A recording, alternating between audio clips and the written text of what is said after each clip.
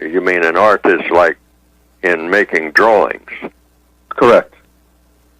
Well, you always think about if you're producing anything. See, that's just production. Making a drawing is a form of production.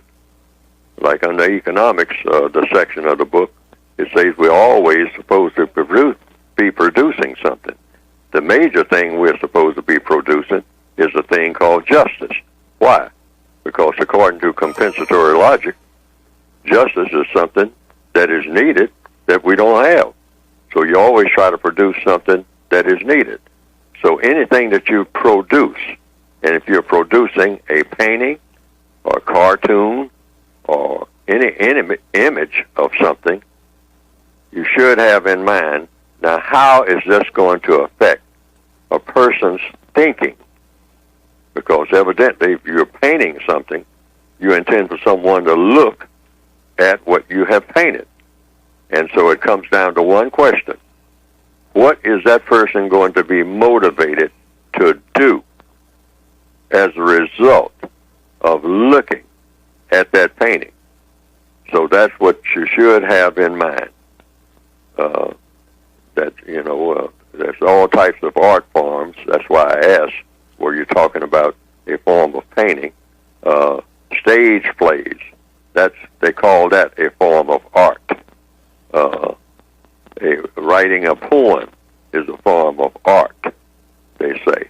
It's literary art. And writing a story is a form of art. Producing a movie is a form of art. And all of these forms of art, logically speaking, are supposed to be producing a type of message. What is the message? And what do you expect the message to produce? So some people say that they have a thing called abstract art, where I've never really understood a lot about that myself. But I have a vague idea of what it might mean. When people show me an example of abstract art, it might be just some lines on a wall, maybe 4 lines in a row. I mean, and the lines, they're just lines on a canvas, and pointed diagonally, you might say. Just 4 lines. And they will take up a huge wall in a museum with just those 4 lines. I've seen that type of thing. And people say that that's art. So it comes down to one thing.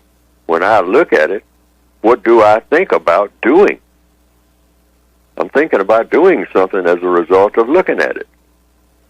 And whatever I'm thinking about doing is either going to have a constructive effect or a non-constructive effect.